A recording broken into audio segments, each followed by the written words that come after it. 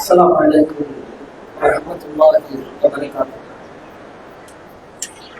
إن الحمد لله نحمده ونستعينه من يهده الله فلا مضل له ومن يضلل فلا هادي له وأشهد أن لا إله إلا الله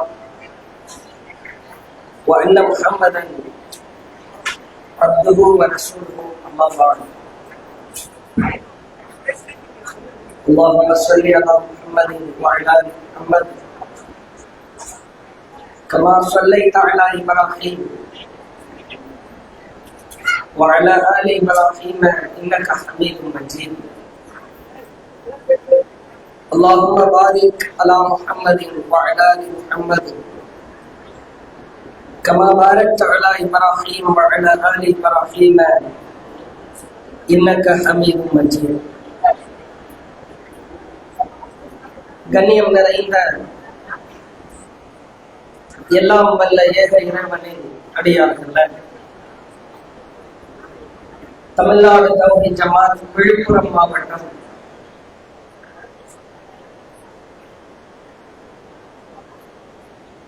மாவட்டத்தில் ஒட்டுமொத்த கிளைகள் சார்பாகவும் ஒரு நாள் குடும்பவியல் தர்பியாவின் இறுதி கட்டத்திலே நாம் இருக்கிறோம். ஒரு அரை மணி நேரத்திற்கு உள்ளாகவே நிகழ்ச்சி நிறைவடைய காத்திருக்கிறது. இவ்வளவு நேரம் அமைதி காத்த சகோதர சகோதரிகள்,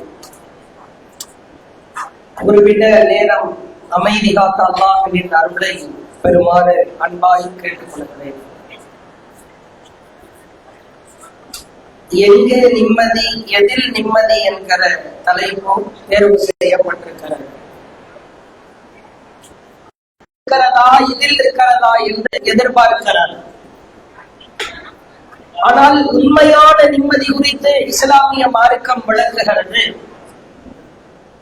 وَمِنْ آيَاتِهِ أَنْ خَلَقَ لَكُمْ مِنْ أَنْفُسِكُمْ أَزْوَاجًا لِتَسْكُنُوا إِلَيْهَا. உங்களிலிருந்தே உங்களுக்கு நாம் ஒரு துணைவியரை ஏற்படுத்தி இருக்கிறோம். லிதஸ்குனு இலைஹா, அவரிடத்தில் நீங்கள் மன அமைதியை பெறுவதற்காக. முதலிலே அல்லாஹ் சொல்கிறார், நாம் எந்த நிம்மதியை தேடி அடைகிறோமோ அதற்கு அல்லாஹ் பதில் சொல்கிறான், உனக்கான மன அமைதி உன் மனைவியிடத்திலே இருக்கிறது, உன் கணவனிடத்திலே இருக்கிறது. சொல்லிவிட்டு அல்லாஹ் அடுத்த வார்த்தையிலே சொல்கிறான், வஜஅல்னா பைனக்கும் மவத்தத வ ரஹ்மா, நாம் அவ்விருவருக்கு இடையிலே அன்பையும் பாசத்தையும் நேசத்தையும் உருவாக்கி இருக்கிறோம். அன்பு, பாசம், நேசம் இவைகள் அத்துணையும் எங்கே நிம்மதி, எதில் நிம்மதி என்று தேடி திரிவோருக்கு அல்லாஹ் ஒவ்வொருவரின் வீட்டிலேயே வைத்திருக்கிறார். அல்லாஹ் திருக்குரானில முஃமின்கள் கேட்க வேண்டிய பிரார்த்தனையாக ஒரு பிரார்த்தனையை சொல்லுகிறார். நீங்க எல்லாரும் நான் சொல்லி கொடுப்பேன், அதை திரும்ப சொல்லி அதை கற்றுக்கொள்ளுங்கள். இடையிடையே யாராவது பேசினால் சகோதரி நீங்க சொல்லுங்க, நீங்க சொல்லுங்கன்னு கை காட்டி நான் கேட்பேன், நீங்க சொல்லணும். கவனிங்க. வஜஅல்னா லில் முத்தகீன இமாமா அப்படின்னு அல்லாஹ் குர்ஆன்ல சொல்றான். எங்களை இறையச்சமுடையோருக்கு ரோல் மாடலாக, முன்மாதிரியாக ஆக்கிவிட இறைவா. இது ஒவ்வொரு குடும்பத்தாரும் கணவன் மனைவியும் கேட்க வேண்டிய பிரார்த்தனை. மூணு வார்த்தை, எங்களை ஆக்குவாயாக, லில் முத்தகீன இறையச்சவாதிகளுக்கு, இமாமா, இமாம்னா முன்மாதிரி, ரோல் மாடலாக ஆக்குவாயாக என்கிற ரொம்ப ரத்தின சுருக்கமான அற்புதமான வார்த்தை. 3 வார்த்தை சொல்றேன், அப்படியே மெல்லமா டீ சாப்பிட்டு அப்படியே சொல்லுங்க. وجعلنا وجعلنا للمتقين للمتقين للمتقين إماما إماما إماما وجعلنا للمتقين إماما وجعلنا للمتقين إماما. ஃபர்ஸ்ட் வார்த்தை மட்டும் 3 தடவை சொல்லுங்க. وجعلنا للمتقين إماما. ரொம்ப எளிமையா சொல்லி கொடுத்திருக்கிற. யாராவது திரும்பினீங்கன்னா இந்த துவாவை எழுந்து நின்று சொல்ல வேண்டியதாக. சரிங்களா? இந்த தர்பியாவில் நாம் கற்றுக்கொண்ட ஒரு முக்கியமான துவா. உங்களுக்கே தெரியும், லட்சக்கணக்கில் செலவு செய்யப்பட்டு தான் இந்த நிகழ்ச்சி நடத்தப்பட்டிருக்கிறது. இந்த நிகழ்ச்சிக்காக உங்களிடத்தில் எதிர்பார்ப்பது ஒன்றே ஒன்றுதான். இங்கே கற்றுக்கொண்ட விஷயங்களில் விரல் விட்டு எண்ணுகிற சிலதையாவது வாழ்க்கையிலே கடைபிடிக்க வேண்டும். அதுதான் இந்த தர்பியாவிற்கு நீங்கள் செலுத்துகிற நன்றி கடனாய் இருக்கும். லட்சத்தையோ ஆயிரங்களையோ கேட்கவில்லை. சொல்லப்படுகிற விஷயங்களில் ஒரு சிலதை கடைபிடித்தால் நடத்துபவர்களுக்கு, ஏற்பாடு செய்தவர்களுக்கு, இதற்காக பொருளாதாரம் செய்த அத்துணை நபர்களுக்கும் அந்த நன்மை கிட்டும். இந்த துவாவை மரணிக்கிற வரைக்கும் நாம மிஸ் பண்ணவே கூடாது. இடையில இன்னொரு ஒரு துவா, ரொம்ப முக்கியமான துவா, அது ஒரு 10 நிமிடம் சென்றதற்கு பிறகு மீண்டும் நான் கற்றுத்தருகிறேன். முதலாவது விஷயம், கணவன் மனைவி இடத்தில் நிம்மதி இருக்கிறது, அமைதி இருக்கிறது. ஆனால் சமகாலத்தில் நீங்கள் பார்க்கலாம், ஒவ்வொரு கணவன்மார்களும் மனைவிமார்களும் நிம்மதியை தேடி அழைகிறார்கள். எங்கே நிம்மதி, எங்கே நிம்மதி, எதில் எனக்கு நிம்மதி என்று தேடி அழைகிறார். கால சக்கரம் சுழலுகிற வேளையில குடும்பத்தில் ஏராளமான பிரச்சனைகள் தலைவிரித்தாடுகிறது. கடந்த 40 ஆண்டுகளில் இல்லாத அளவிற்கு ஜமாத்துகளில் ஷரியத்து கவுன்சில்கள் ஒரு அறிக்கை ஒன்றை வெளியிடுகிறது. சர்வசாதாரணமாய் ஹுலா பிரச்சனைகள் வருகிறது, தலாக் பிரச்சனைகள் வருகிறது. பெண்டிங்ல அவ்வளவு ஃபைல் நிரம்பி இருக்கிறது. திருமணமான 1 மாதம் 2 மாதம் ஹுலா, பெண் வாலண்டியராய் ஹுலா சொல்வது கடந்த ஆண்டுகளிலே இல்லவே இல்லை, மார்க்கத்தில் இருக்கிறது தான். பிடிக்கவில்லை என்று சொன்னால் ஒரு தக்க காரணம் இருந்தால் ஹுலா சொல்லிக் கொள்ளலாம். ஆனால் சர்வ சாதாரணமாய் மனவளக்கு ஏற்பட்டு பிரிகிற நிலையை பார்க்கிறோம். நிம்மதியை தேடி மனிதன் அலைகிறான். காரணம் என்ன? அடிப்படை காரணம் என்ன? அடிப்படையிலிருந்து சரி செய்ய வேண்டும். ஒரு பெண், அல்லாஹ்வின் தூதர் சொன்னார்கள், திருமணத்தில் தான் நிம்மதி இருக்கிறது, மன அமைதி இருக்கிறது என்று அல்லாஹ் சொல்லிவிட்டதற்கு பிறகு அந்த மன அமைதி எப்படி இருக்கும்? அல்லாஹ் பேசுகிறார். பொதுவாகவே அல்லாஹ் திருக்குரானில் உடலோடு மனதோடு கலந்திருக்கிற கணவன் மனைவிமார்களை ஜவுஜ் என்கிற வார்த்தையிலே பதிவு செய்கிறார். ஜவுஜ், ஜவுஜ் என்றால் துணை, ஜவுஜுஹா அல்லாஹ் பயன்படுத்துகிற வார்த்தை. வெறுமனே பெயரளவில் கணவன் மனைவி, ஆனால் கொள்கையளவில் ஒத்து போகாவிட்டால் அவர்களுக்கு அல்லாஹ் இம்ரஅத் என்கிற வார்த்தையை பயன்படுத்துகிறார். ஜவுஜ் என்கிற வார்த்தை அல்லாஹ் பயன்படுத்தலை.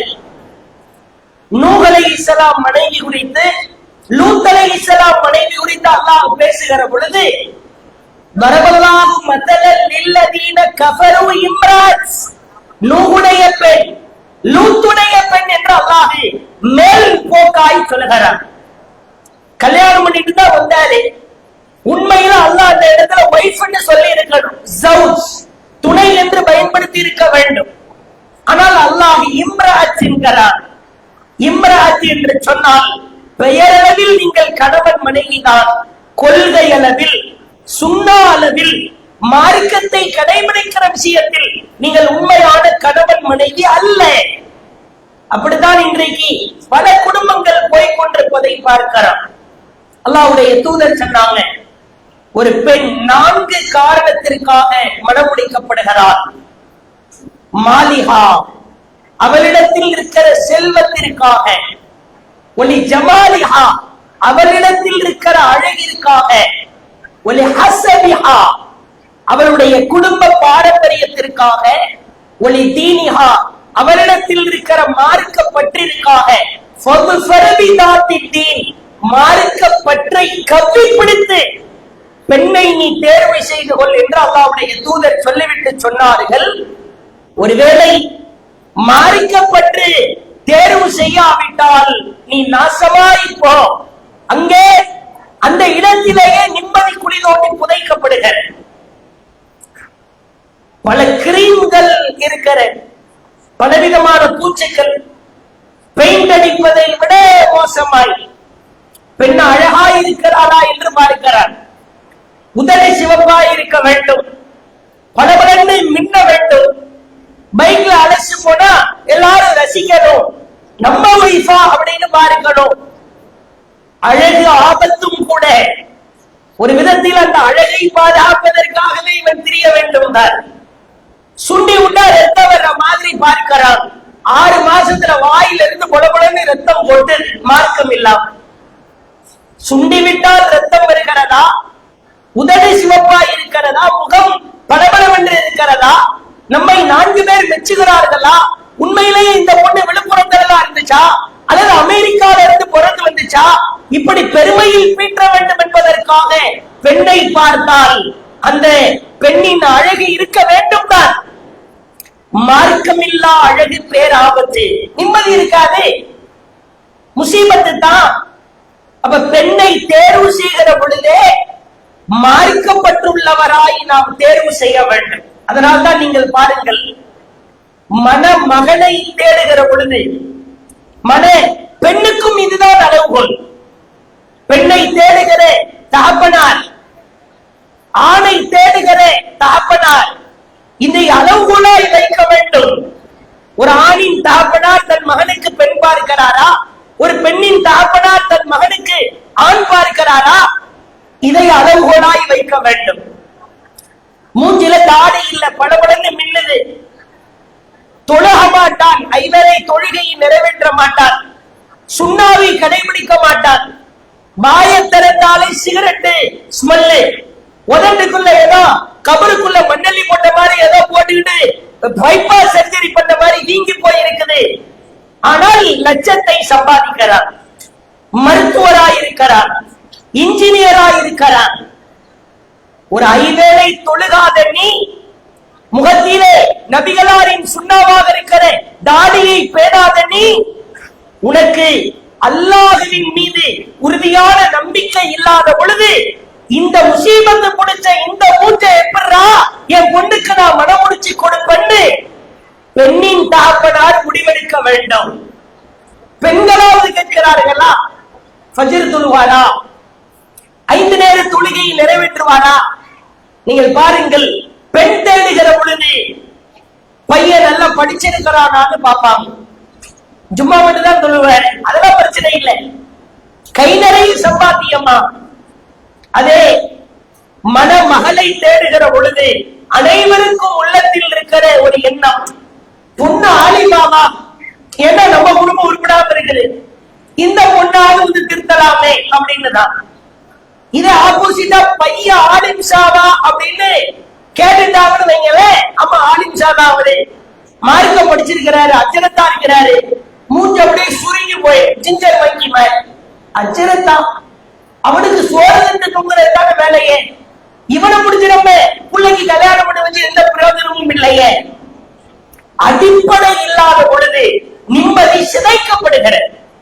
சரி, திருமணம் முடிச்சிட்டோம், பிறகு மார்க்க அடிப்படையில் நம் குடும்பத்தை வார்த்தெடுக்க வேண்டும்.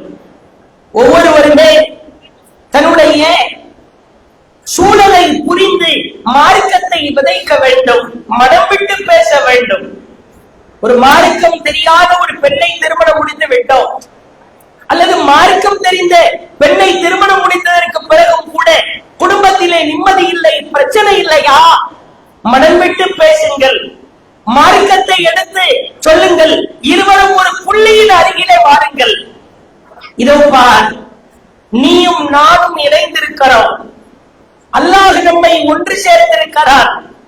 அல்லாஹ் திருக்குரானிலே சொல்லுகிறான், யார் நல்லறங்கள் செய்கிறார்களோ அவர்களை நோக்கி சொல்லப்படும், நீங்களும் உங்கள் மனைவியரும் ஒன்றாய் சொர்க்கத்திற்கு செல்லுங்கள் என்று சொல்லப்படுமா. அற்புதமான பாக்கியம்.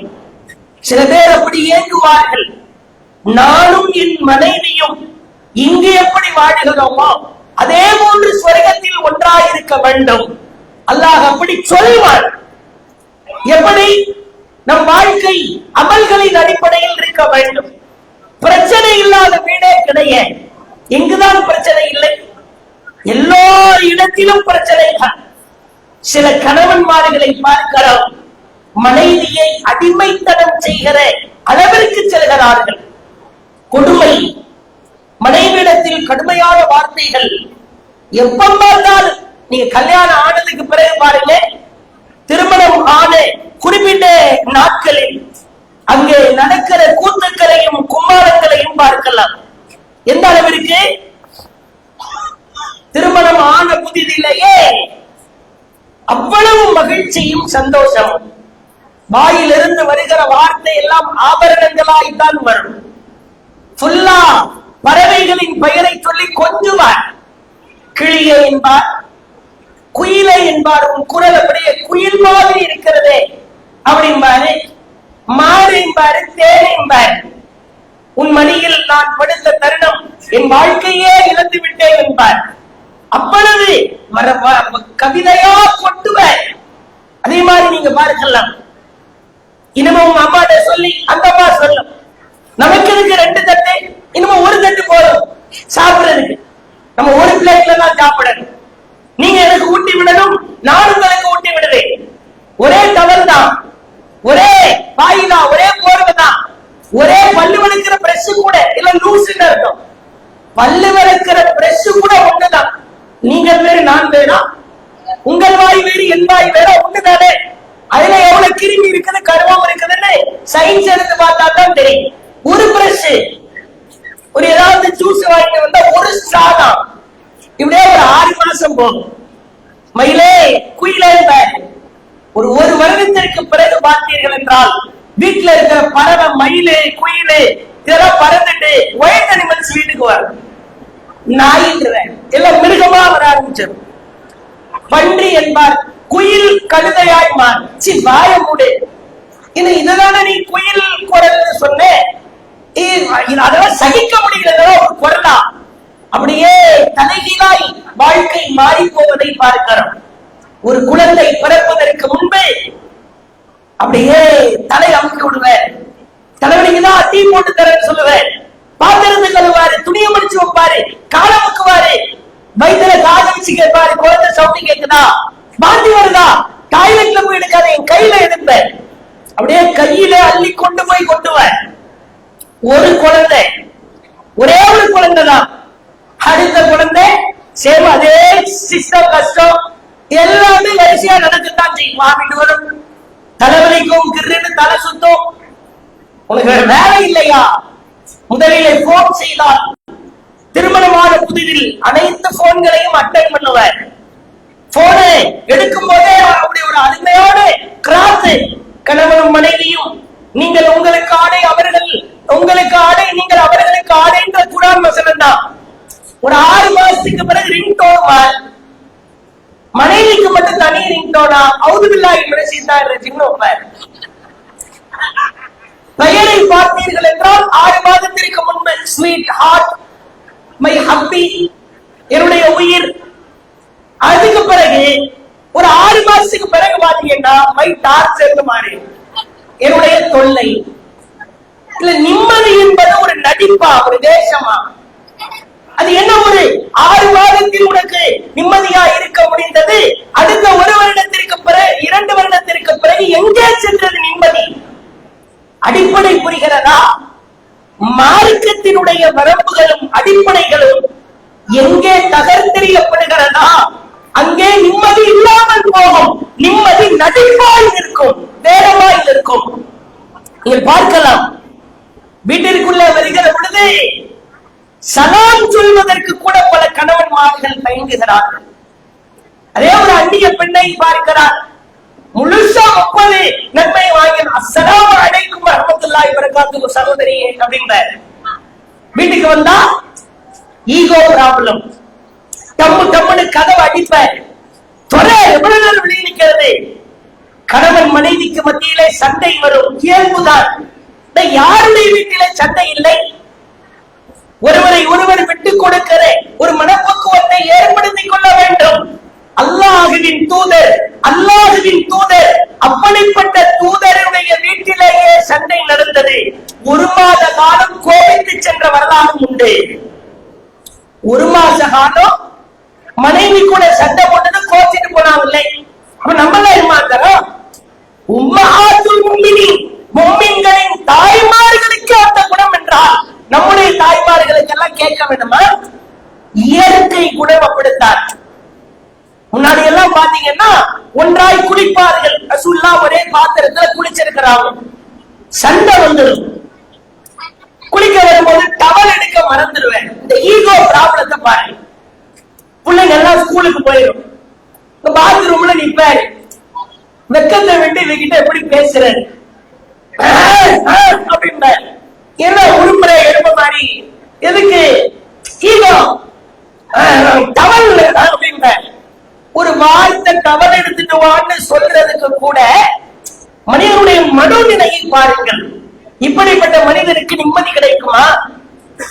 இவனுக்கு வாழ்க்கை முழுக்க சோதனை தான் ஏற்படும். அதனாலதான் நகைச்சுவையா சொல்லுவாங்க, என்னங்க உங்க ஒரு கணவன் மனைவி வீட்டுல இருந்து எப்போதுமே சிரிப்பு சத்தமாவே கேட்டுட்டு இருந்திருக்கலாம்.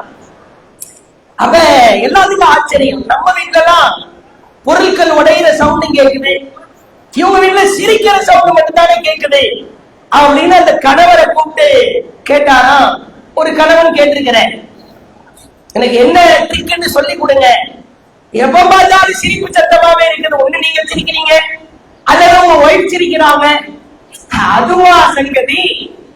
என் ஒய்ஃபுக்கு எப்பவாவது அல்லது அடிக்கடி கோவம் வரும் போது வீட்டுல இருக்கிற பாத்திரத்தை எல்லாம் என் மேல தூக்கி எறிவாங்க. சரி, என் மேல மண்டையில பட்டு மண்டை வலிச்சு முகத்துல பட்டு கையில பட்டு என் உடம்புல பட்டா என் ஒய்ஃப் சிரிப்பாங்க, படாம விலகிட்டா நான் சிரிப்பேன். அதான் மேட்ரு அப்படின்னு இருக்கிறேன். ஆக வந்து இவரை அடிவாங்கிறது அவ்வளவு சூசகமா சொல்லி இருக்கிறேன். பாத்திரத்தை தூக்கி அடிவாங்களா, இவர் மேல பட்டா ஒய்ஃப் சிரிக்க, இவர் விலகி எஸ்கேப் ஆயிட்டதுல திரும்ப அடி. ஒரு மனிதனுடைய வாழ்க்கையில் நிம்மதி என்பது ஒருவரை ஒருவர் விட்டுக் கொடுத்தலில் தான் இருக்க அல்லாஹ்வுடைய தூதர் அடிப்படையா சொன்னார். ஆண்கள் புரிந்து கொள்ள வேண்டும், ஒரு பெண் என்பவர் கண்ணாடியை போன்றவள். பெண் என்பவள் கண்ணாடியை போன்றவள். நீங்க எதை உடைச்சாலும் ஒட்ட வச்சிடலாம். எந்த பொருளை உடைக்கிறீங்க, வெல்டிங் வச்சிடலாம், ஃபெவிக்விக் வச்சு ஒட்டிடலாம், ஃபெவிகால வச்சு தடவிடலாம், ஏதாவது ஒரு மாடிஃபை பண்ணிடலாம். கண்ணாடி குடுவை உடைந்து விட்டால், கண்ணாடி டம்ளர் நொறுங்கி விட்டால் ஒட்ட வைப்பது சிரமம் அல்ல, சிரமத்தை விட உச்சகட்டமான அவ்வளவுதான். ஏதாவது சிறு துகள் அந்த கண்ணாடி குவளைகளை மிஸ் ஆகிவிட்டால் கூட பேரிழப்பு நமக்குத்தான். அல்லாஹ்வுடைய தூதர் பெண்களை கண்ணாடிக்கு ஒப்பிட்டு சொன்னார். மற்றொரு இடத்திலே சொன்னார்கள், பெண் என்பவள் வளைந்த விழா எலும்பை போன்றவள். பெண் என்பவள் வளைந்த விழா எலும்பு போன்றவள் தான். அவளிடத்திலே குறை இருக்கும், அவளிடத்திலே பிரச்சனை இருக்கும், அவரிடத்திலே கோபம் இருக்கும், அவரிடத்திலே அனைத்து விதமான குறைகள், பெருமளவில் இல்லாத குறை அல்ல, மனித குறைகள் இருக்கத்தான் செய்யும். அந்த வளைந்த விழா எலும்பை வளைவில் இருக்கிற பொழுதே நீ அனுபவித்துக் கொள் என்று அல்லாஹ்வுடைய தூதர் பாடம் நடத்தினார்கள். இந்த ஆண்கள் இதை விளங்க மாட்டாங்க. பொதுவாகவே பெண்கள் மாதவிளக்கு நேரத்தில், அந்த பீரியட்ஸ் ஏற்படுகிற நேரத்தில் அவர்களை அறியாமலேயே கோபம் வரும். அதை புரிந்து கொள்ள மாட்டார். இவர் காலையில இருந்து இரவு வரைக்கும் கடைக்கு போயிடுவேன், திரும்ப வந்தாலும் போன வச்சு தடவிக்கிட்டே இருப்பேன். பக்கத்துல ஒய்ஃப் இருக்கும், பேச்சுவார்த்தை கொடுக்க மாட்டார், ஒரு மனம் விட்டு பேச மாட்டார். அந்த பெண்ணுக்கு சிரமம் இருக்காதா, கஷ்டம் இருக்காதா? பைத்திய மாதிரி தனியா ஒரு ரூம்ல உன்னை அடைச்சு வச்சா அதனுடைய மன உளைச்சல் எப்படி இருக்கும் தெரியுமா? திரும்பிய பிறகும் நீ மொபைல் போனை தடவி கொண்டிருந்தால் பல ஆண்கள் இந்த தத்துவத்தை புரிய மறுக்கிறார்கள். அல்லாஹ்வுடைய தூதர் அழகா விளக்குனாங்க. 30 நாள் அல்லாஹ்வுடைய தூதர் ஆயிஷா அம்மையார்ட்ட சொல்றாங்க, 30 நாள் நான் கோபமாய் செல்கிறேன், உங்கள் வீட்டிற்கெல்லாம் 30 நாளுக்கு பிறகுதான் வருவேன் சொல்லிட்டு போயிட்டாங்க. மாசம்ன்றது 29 நாள் 30 நாள் இஸ்லாமிய மார்க்கத்தின் அடிப்படையில். அல்லாஹ்வுடைய தூதர் கோபப்பட்டு திரும்புறாங்க, அது 29 நாள். வீட்டுக்குள்ள நுழைகிறாங்க. ரசூலுல்லாஹ் ஒரு மாசம் வீட்டுக்கே வரல, அஸ்ஸலாமு அலைக்கும்ன்றாங்க. எப்படி இருக்கும்? ரசூலுல்லாஹ் கோபப்பட்டுட்டாங்க, ஒரு மாசத்துக்கு அப்புறம் தான் வர்றாங்க. எப்படியாவது ரிலாக்ஸ் பண்ணிடணும், கூல் பண்ணிடணும், அல்லாஹ்வுடைய தூதரை எப்படியாவது சமாளிச்சிடணும் அப்படின்ற சிந்தனை தான் இருக்கும். உள்ள நுழைஞ்ச உடனே அலைக்கும் சலாம்னு சொன்ன உடனே ஆயிஷா அம்மையார் கேட்கிறாங்க, இந்த 30 நாள் வரமாட்டேன்னு சொன்னீங்க, 29 நாள் ரிட்டர்ன் ஆயிட்டீங்க, எப்படி இருக்கும்? ரசூலுல்லாஹ் பதில் சொல்றாங்க, மாசம்ன்றது 29 நாள் 30 நாள், இந்த மாசம் பிற 29 நாள்ல தெரிஞ்சிருச்சு, கொஞ்சம் வாயை கொஞ்சம் மூடுங்கிற மாதிரி ரசூலுல்லாஹ் பதில் அளிக்கிறார். பெண்ணின் இயற்கை குணம் அப்படித்தான். இதை புரியாமல் தான் கோபப்படுகிறார், ஆத்திரப்படுகிறார். அல்லாஹ்வுடைய தூதர் அழகாய் சொன்னார்கள், அற்புதமான வாசகம், உங்கள் மனைவியரை நீங்கள் வெறுக்காதீர்கள். லா யஃப்ரகு முஃமின் வலா முஃமினா, எந்த ஒரு ஆணும் எந்த பெண்ணை வெறுக்க வேண்டாம். ஏன் தெரியுமா? இன் கரிஹ மின்ஹா குலுகன் ரதிய மின்ஹா ஆகர், நீங்கள் ஒரு குணத்தை வெறுத்தால் மற்றொரு குணத்தின் மூலமாக திருப்தி அடைந்து கொள்ளுங்கள். ஒரு குணம் வெறுப்பிற்குரிய குணமாயிருக்கும். கத்துறா, எதுக்கு எடுத்தால் டென்ஷன் ஆகிறாள், நல்ல சமைத்து கொடுக்கிறாள், அதை வச்சு பொருந்திக்க. எல்லா வேலையும் முடிச்சுட்டு சாயலான்னு சுகத்துல டீ அப்படின்ற இவரு டீ பைத்தியமா இருப்பேன். எப்ப பார்த்தாலும் வீட்டுக்கு வந்தா டீ குடிக்கிறது. டீ வேணுமா? சரி நாங்க டீ போட்டு கொடுத்துருவோம். ஆனா டீ குடிச்சு முடிச்ச டீ சும்மா குடிச்சுட்டேனே, முறுக்கு இருந்தா ஏதாவது ஸ்நாக்ஸ் எடுத்து திரும்ப ஒரு காஃபி ஒண்ணு கேட்பேன். இப்படி அனைத்து விதமான பணிவிடைகளும் மனைவிமார்கள் செய்வார்கள். ஒரு குணத்தை நீ வெறுக்கிறாயா, பொருந்திக் கொள்ளுகிற மற்றொரு குணத்தை வைத்து அவளை நீ பொருந்திக் கொள் என்றார்கள். அதே போன்று அல்லாஹ் குர்ஆனிலே சொல்கிறார். ஒரு முக்கிய அறிவிப்பு, பயானுடைய இறுதி கட்டத்துக்கு வந்திருக்கிறோம். இந்த நிகழ்ச்சிக்கு அதிகப்படியான பொருளாதாரம் செலவாகி இருக்கிறது. உங்களுக்கு எல்லாம் தெரியும், எதிர்பார்த்த மக்களை விட அல்லாஹுவின் அருளை பெற அதிகப்படியான மக்கள் திரண்டிருக்கிறார்கள். உணவு செலவு, இந்த வீடியோ கேமரா செலவு, மண்டப செலவு, அதிகப்படியான செலவுகள் தான். அல்லாஹுவிற்காக இந்த மார்க்க அறிவை பெறுவதற்காக ஒரு கூட்டம் கூடி கலைகிற பொழுது மாணவ சபையினர் அந்த இடத்திலே ஆஜராகிறார்கள். இந்த சபையிலே கேட்டு நம் உள்ளத்தை மாற்றிக் கொள்பவர்களுக்கு இந்த நிகழ்ச்சி ஏற்பாடு செய்வதற்கான பலாபலனே அவர்களுக்கு கிடைக்கும் என்கிற அடிப்படையில் உங்களிடத்துல வசூலுக்காக வருவாங்க. அல்லாஹ்வுக்காக அள்ளி அள்ளி கொடுங்க என்று கேட்டுக்கொள்கிறோம்.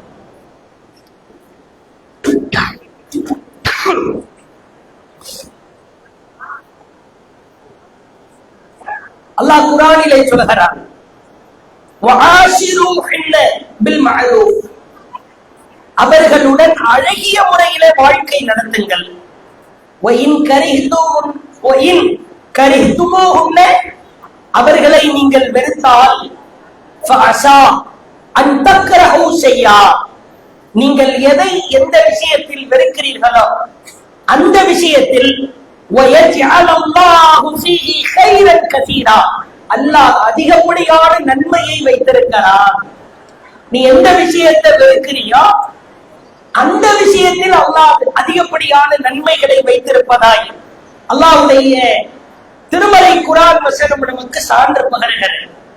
கொஞ்சம் அமைதியா இருங்க. அப்ப மனைவியரை, குடும்பத்தாரை, கணவனை நேசிக்கிற பொழுது உண்மையான ஒரு நிம்மதியும் சந்தோஷமும் அந்த குடும்பத்திலே குழுமியிருக்கும் என்பதற்கு அல்லாஹ் சான்று பகர்கிறான். மதீனாவிற்கு வந்ததற்கு பிறகு உமர் ரலியல்லாஹுடைய தலைமையில ஒரு ஆண்கள் கூட்டம் வர்றாங்க. அல்லாஹ்வுடைய தூதரே, பெண்களுடைய கையெல்லாம் ஓங்கி போயிடுச்சு, எல்லாரும் சவுண்டு கொண்டு பேசுறாங்க, மக்கால இருந்த மாதிரி எல்லாம் இல்ல, யாரையும் விடக்கூடாது, அடிக்கிறதுக்கு பெர்மிஷன் கொடுங்க அப்படின்றான். அல்லாஹ்வுடைய தூதர் அனுமதி கொடுக்கிறான். வீட்டுக்கு போனா பட்டாசு தான், உமர் ரலியல்லாஹு கேட்கவே தேவையில்லை. அவ்வளவு கோபப்படுறாங்க, ஆத்திரப்படுறாங்க. மனைவிமார்களே, ஒவ்வொரு நபித்தோழர்களும் அடிக்க ஆரம்பிக்கிறான். இப்போ ஒரு பெண்கள் கூட்டமே ரசூலுல்லாஹ் கிட்ட வர்றான். அல்லாஹ்வுடைய தூதரே, அடிக்கிறதுக்கு அனுமதி கொடுத்தீங்க, யாருமே விடுற மாதிரி இல்லை, வாயை திறந்தாலே அடிதான் விழுது. உடனே அல்லாஹ்வுடைய தூதர் அனைத்து ஆட்களையும் அழைத்து சொன்னார்கள், லைஸ உலாயிக பிஹியாரிக்கும், இந்த மாதிரி காட்டுத்தனமா அடிக்கிற வேலை எல்லாம் விட்டு, உலாயிக பிஹியாரிக்கும், இது மாதிரி யாரு செய்கிறாரோ, காட்டுமிராண்டித்தனமாய் நடந்து கொள்கிறாரோ, உங்களில் அவர் சிறந்தவர் இல்லை, அவர் நல்லவர் இல்லை என்று அல்லாஹ்வுடைய தூதர் கண்டித்தார்கள் என்கிற செய்தியை பார்க்கிறோம்.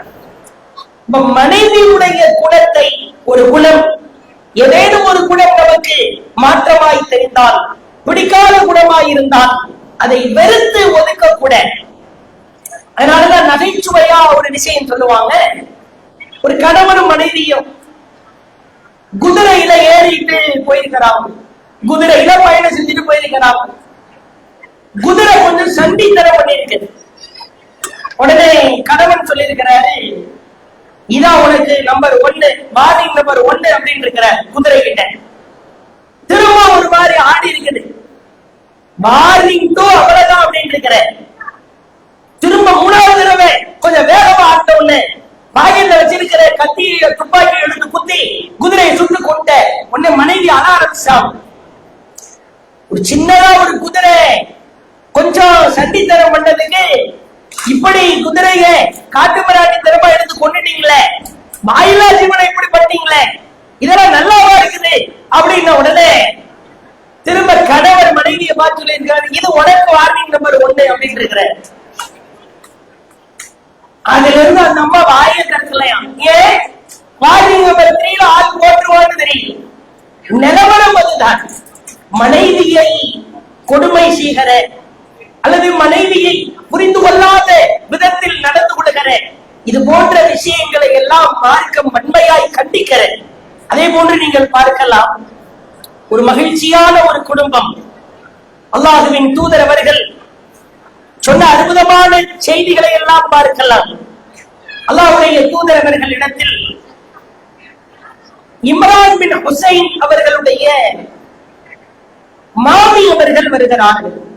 வந்து கேட்கிறாங்க, சில விஷயங்களை எல்லாம் கேட்டுட்டு திரும்புகிற பொழுது அல்லாஹ்வுடைய தூதர் இம்ரான் பின் ஹுசைன் அவர்களுடைய மாமி இடத்திலே கேட்கிறார்கள், உன் கணவன்கிட்ட நீ எப்படிமா நடந்துக்கிற?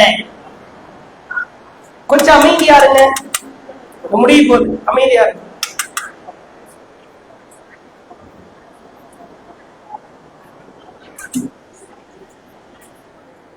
உன் கணவரிடத்திலே நீ எப்படி நடந்து கொள்கிறாய்?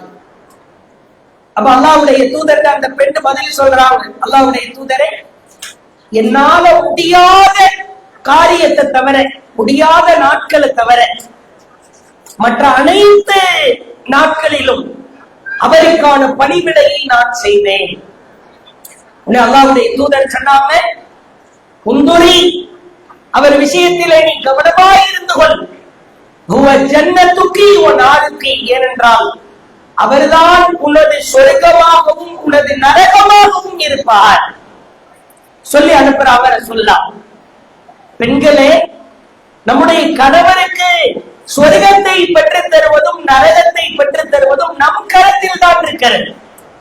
பெண்களை நீங்கள் பார்க்கலாம், ஒரு ஒயிட் கலர்ல பியூர் ஒயிட்டா ஒரு நைட்டி ஒண்ணு எடுத்து கொடுப்பேன், போட்டு அடிச்சு தள்ள வேண்டியது அதே நைட்டிய ஒரு மாசத்துக்கு பிறகு பாத்தீங்கன்னா மஞ்சள் கலர் ஆயிடும். அவருக்கே டவுட் ஆயிடும், இந்த கலர்ல நான் அவனுக்கு எடுத்தே கொடுக்கலையே, இல்ல போட்டு போட்டு அப்படி ஆயிடுச்சு. ஆளை பார்த்தீர்கள் என்றால் வீட்டிலே வேலை செய்கிற பொழுது ஒரு வேலைக்காரியை விட மோசமாய் கணவன் வெளியே இருந்து வருகிற பொழுது சில விஷயங்களை எதிர்பார்ப்பார். அலங்கரித்துக் கொள்ள வேண்டும். கணவனிடத்திலே பூச்சிக்களை பூசிக்கொள்ளலாம். எந்த வகையில் நம்மை அழகுபடுத்திக் கொள்ள முடியுமோ அதை கணவனிடத்திலே செய்து கொள்ளலாம். ஆனா வீட்டுக்கு உள்ள நுழைஞ்சாலே தலைவிரி கோலமா அப்படியே பெண்கள் இருப்பதை பார்க்கலாம். அதே வெளியே வந்தால், வெளியே வேற ஏதேனும் நிகழ்ச்சிக்கு வந்தால் சால்வ குத்தர பின்னே பல வகையான கலரா இருக்கும். பெரிய ஸ்டார் மாதிரி இவரே முன்னாடி ஒரு பெண்ணை நடந்து போயிட்டு இருக்கோம். பைக்ல ஸ்பீடா ரேஸ் பண்ணி ஓவர்டேக் பண்ணி வந்து லேசா மூஞ்ச பாப்பாரு, இங்க பார்த்த மாதிரி இருக்குதுன்னு. அவர் ஒய்ஃபா இருக்கும். தூரமா இருந்து பார்த்தா தாப்புட்டாட்டி கூட அழகா தான் தெரியுது வெளியே வரும்போது. ஆனால் வீட்டிற்குள்ள இருக்கிற பொழுது நம்மை நாமே அலங்கரித்துக் கொள்கிற ஒரு வேலையை, ஒரு பொறுப்பை பெண்கள் செய்து கொள்ள தவறுகிறார்கள். நல்ல ஜாலியா இருக்கும் போது கூட அல்லாஹ் குர்ஆனில் அனுமதித்திருக்கிறான். அல்லாஹ் தொழுகையை அனுமதித்திருக்கிறான். அல்லாஹ் தர்மத்தை அனுமதித்திருக்கிறான். அது போல இரண்டாவது கல்யாணம் பண்ணதை அனுமதிச்சிருக்கிறான்னு சொல்லி பாருங்களேன். அதோடு அவ்வளவுதான். எத்தனை மணி நேரம் சந்தோஷமா இருந்தாலும் ஒரு நொடியில் அது சுக்குநூறாய் நொறுங்கிவிடும். பிறகு ஆசைகளை யாரிடத்தில் எதிர்பார்ப்பது? ஒரே ஒரு மனைவி தான். சில பேர் பாய் கல்யாணம் ஆயிடுச்சா அப்படின்னு கேட்டா அவன் பாய் ஒரே ஒரு தடவை கல்யாணம் ஆயிடுச்சு அப்படின்பா. இதுல ஒரு நக்கலாய் சொல்வதுதான். ஏன்னா இரண்டாவது மூணாவது பண்ண முடியாது. இந்த உலகத்துல ஒரு தடவை தான். அல்லாஹ் அனுமதி அளித்திருக்கிற ஹலாலை கூட உங்களுக்காக கணவன்மார்கள் சகித்துக் கொண்டிருக்கிற பொழுது அவர்களை எவ்வளவு தூரம் மகிழ்ச்சிப்படுத்த வேண்டும். பெண்களுக்கான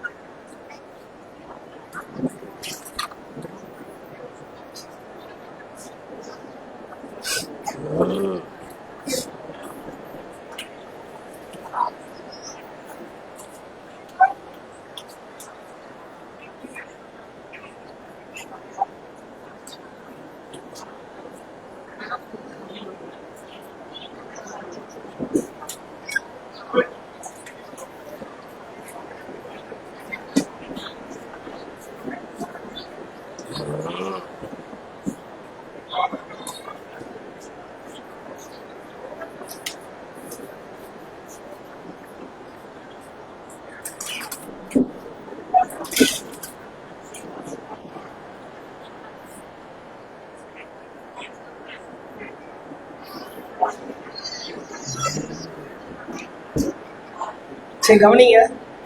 அந்த 3 வார்த்தை சொல்லி கொடுத்தவங்கள அது என்னது? வஜஅல்னா மின் முத்தகீன இமாமா. வஜஅல்னா மின் முத்தகீன இமாமா. சரி, இறுதியா சில செய்தி. ஒரு கணவன் மனைவிக்கு மத்தியில் சந்தோஷமும் மகிழ்ச்சியும் பொங்க வேண்டுமானால் விட்டு கொடுத்தல் என்கிற பண்பை வளர்த்து கொள்ள வேண்டும். நீ பெருசா நான் பெருசா இது வாழ்க்கைக்கு பிரயோஜனமே இருக்க.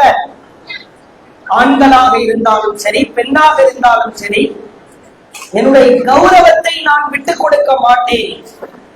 நீ என்கிட்ட வந்து மன்னிப்பு கேட்டா என்ன? அல்லாஹ்வுடைய தூதர் அப்படி எல்லாம் வாழவே இல்லை. ஆனா அல்லாஹ்வுடைய தூதரே, அல்லாஹ்வுடைய தூதரே, ஒரு சமயம் ஆயிஷா அம்மையார் தன்னுடைய கணவன் அல்லாஹ்வின் தூதரிடத்துல சவுண்டா பேசுறாங்க. அந்த பகுதி வழியா அபூபக்கர் ரலியல்லாஹு அன்ஹு கடந்து போறாங்க. யா உம்மர் ருமான், அல்லாஹ்வுடைய தூதரையே சவுண்ட் போடுறியா, என்ன இது நல்ல விஷயமா அப்படின்னு ஆயிஷாவை கண்டிக்கிறாங்க. திரும்ப அதே பகுதி வழியா திரும்பி வர்றாங்க. ஆயிஷா அவர்களுக்கு அல்லாஹ்வின் தூதர் சிரித்த முகத்தோடு மலர்ந்த முகத்தோடு சப்தமாய் சிரித்து பேசிக் கொண்டிருக்கிறார்கள். அபூபக்கர் ரலியல்லாஹு அன்ஹுக்கு ஷாக் ஆயிடுச்சு. நான் போகும்போது சண்டையா கிடந்துச்சு, ரிட்டர்ன் வரும்போது சிரிப்பா இருக்குதே. அபூபக்கர் ரலியல்லாஹு அன்ஹு சலாம் சொல்லிட்டு மெதுவா உள்ள வந்து, அல்லாஹ்வுடைய தூதரே, உங்களுடைய 2 பேர் சமாதானத்துல என்னையும் கொஞ்சம் சேர்த்துக்கிறீங்களா, நான் வெறுப்புக்காரன் ஆயிடக்கூடாது. ஏன்னா போகும்போது அவரு நம்ம மக இப்படி ரசூலுல்லாஹை கத்துறாங்களேன்னு கண்டிச்சாங்க. நிலவரம் அப்படித்தான். அல்லாஹ்வுடைய தூதர் அவங்களே தன்னுடைய மனைவியிடத்தில் சில விஷயங்களை விட்டு கொடுத்து செல்வது உண்டு. என்ன ஆகிவிட போகிறது, நீயா நானா என்கிற போட்டி நடக்கிறதா, கிரீடம் தர போகிறார்களா, அல்லது ஜெயித்து விட்டால் அல்லாஹ் கணவன் மனைவிக்கு மத்தியிலே நடக்கிற சண்டையில யார் ஜெயிக்கிறாரோ அவருக்கு சொர்க்கத்திலே உயர்ந்த சொர்க்கம் கிடைக்கும்னு அல்லாஹ் சொன்னானா?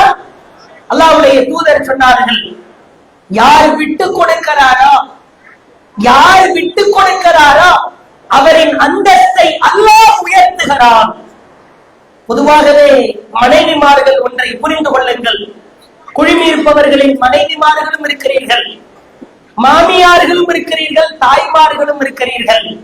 பழிவாங்குதல் என்கிற படலமே இருக்கக்கூட ஒரு பெண் என் அம்மா வீட்டிற்கு செல்கிறேன், 10 நாள் விடுமுறை வேண்டும், 20 நாள் விடுமுறை வேண்டும் என்று கேட்கிறார். ஏன்?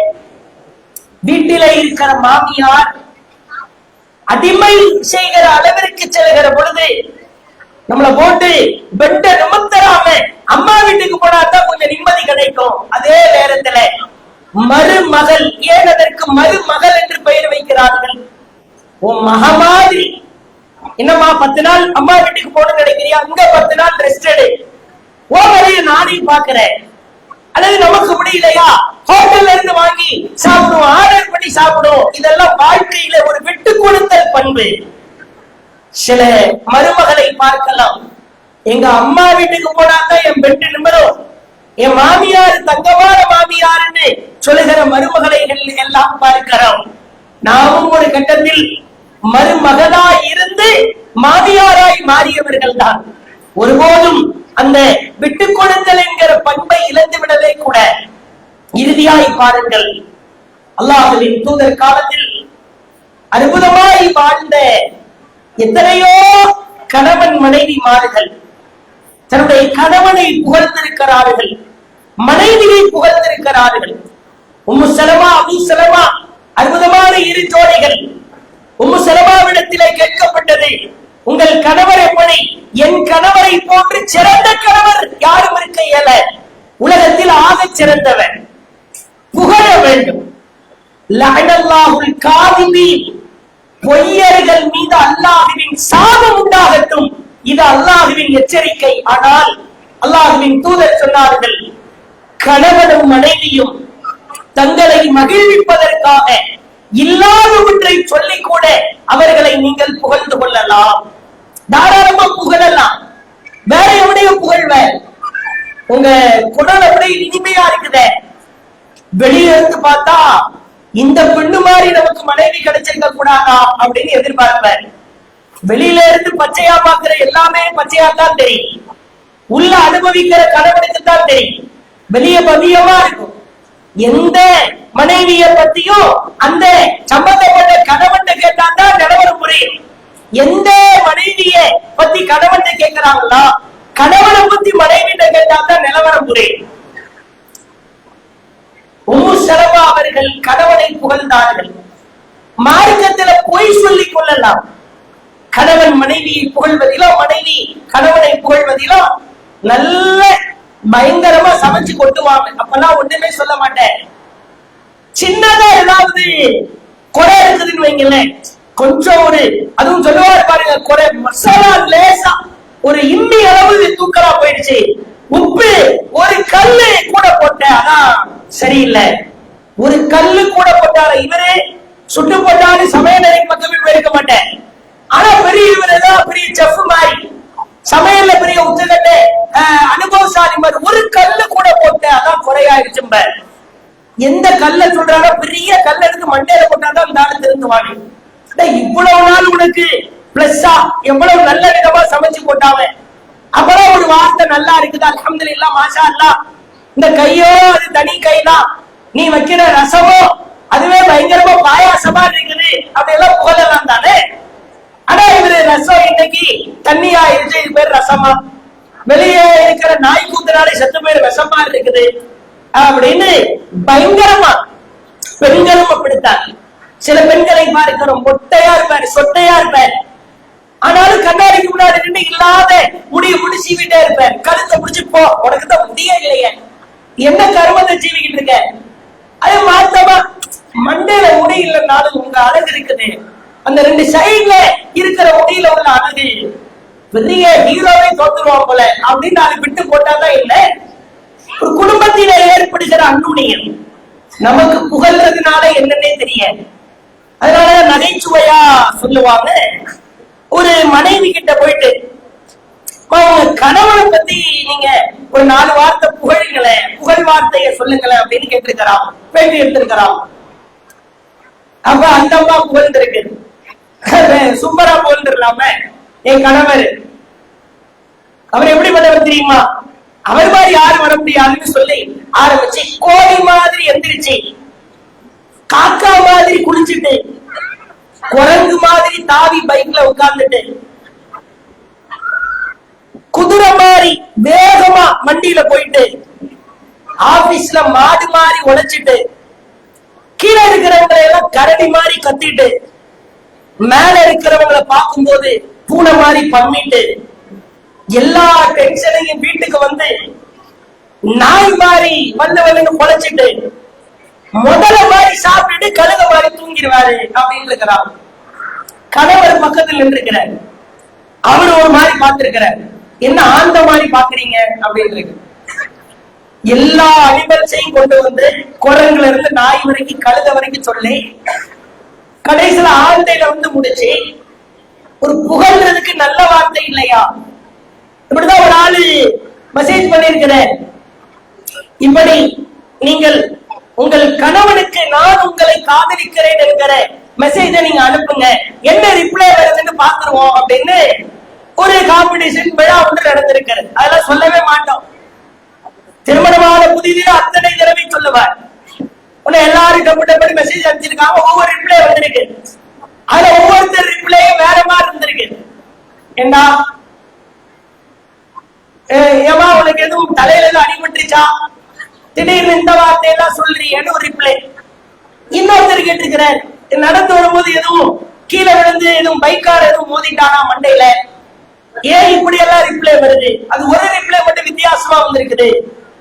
ஏண்டா உனக்கு எவ்வளவு தைரியம் இருந்தா என் ஒய்ஃப் போனைய திருடி எனக்கு ஐ லவ் யூ அனுப்புவ அப்படின்னு இருக்கிற நிலவராதான்.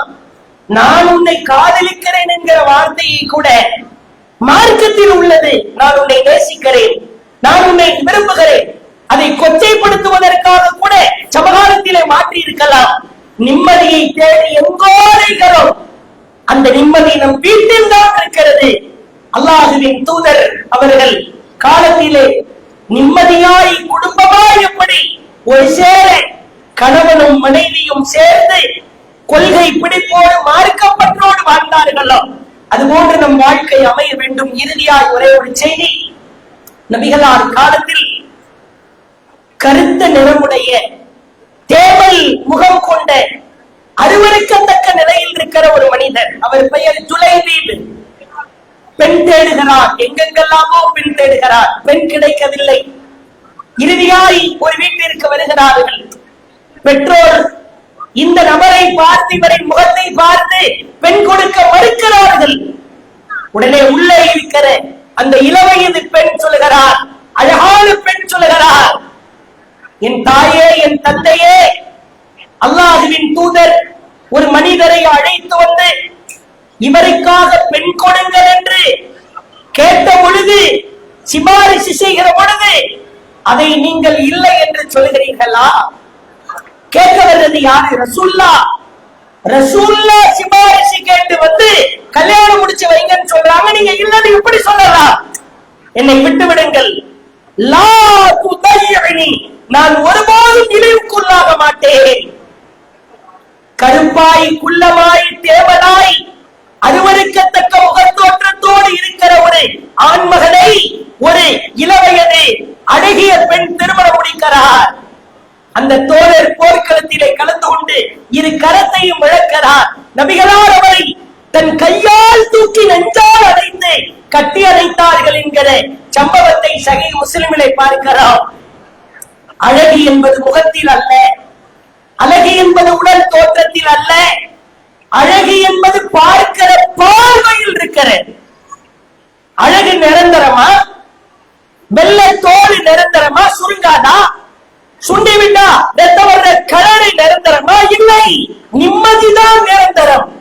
நிம்மதி அடிப்படையில் வாழ வேண்டுமானால் குர்ஆனை பற்றி பிடியுங்கள், அல்லாஹ்வின் தூதரின் வார்த்தைகளை பற்றி பிடியுங்கள் என்று கேட்டு, கணவன்மார்களே உங்களுடைய கனிவான கவனத்திற்கு, மனைவிமார்களே உங்களுடைய மேலான கவனத்திற்கு நிம்மதி, அமைதி, சந்தோஷம், மகிழ்ச்சி அனைத்துமே நம்முடைய குடும்ப வாழ்க்கையில் இருக்கிறது என்பதை இன்ஷா அல்லாஹ் வரும் காலங்களிலே வாழ்த்து சாதித்து சொர்க்கத்திலே ஜோடியாய் சொர்க்கம் செல்கிற ஒரு பாக்கியத்தை அல்லாஹ் நம் அனைவருக்கும் தந்தல் புரிவானாக என்று கேட்டு வாய்ப்பளித்தவருக்கு ஜஸாக்குல்லாஹு கைரா வ ஆகிரு தஅவானா அல்ஹம்துலில்லாஹி ரப்பில் ஆலமீன்.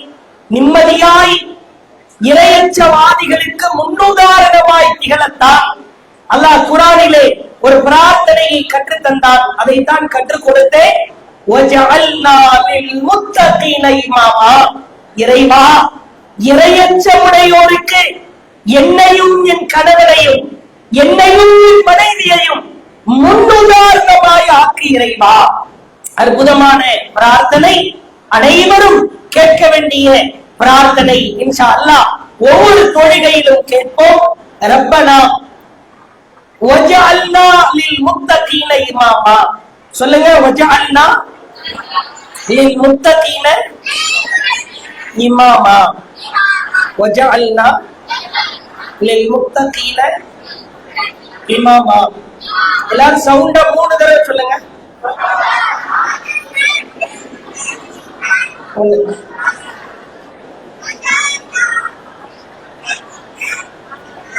வஜஅல்னா லில் முத்தகீன இமாமா.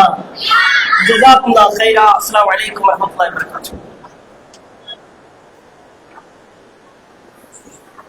அல்ஹம்துலில்லாஹ், அல்லாஹ்வுடைய மார்க்கத்தினால் இந்த வசூல் அறிவு செய்திருக்கிறோம். 23,353 வந்தது. ஜஸாக்குல்லாஹ் கைர். இதற்காக உதவி அனைவருக்கும் அல்லாஹ் பரக்கத் செய்யட்டும். இறுதியாக நன்றி உரை மாவட்ட செயலாளர் சகோதரர் இமாம் அவர்கள். அஸ்ஸலாமு அலைக்கும் வரஹ்மத்துல்லாஹி வபரகாத்துஹு.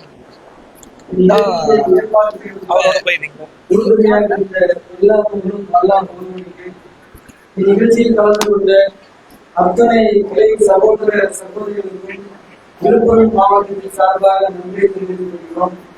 அதே போன்று இந்நிகழ்ச்சிக்கு ஆடுகளும் ஏற்பாடு செய்து கொடுத்த அந்த நண்பர்களுக்கும் நன்றியை தெரிவித்துக் கொள்கிறோம். மேலும் இந்நிகழ்ச்சிக்கு தொண்டரணியாக செயல்பட்ட அனைத்து கிளை நிர்வாகிகளுக்கும், தொண்டர் அணியினருக்கும், முக்கியமாக தொண்டர் அணியினருக்கும் விழுப்புரம் மாவட்டத்தின் சார்பாக நன்றியை தெரிவித்துக் கொள்கிறோம்.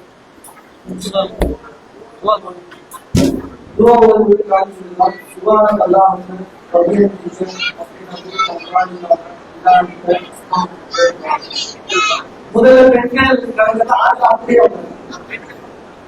பெண்களுக்கு சொல்லிட்டாங்க.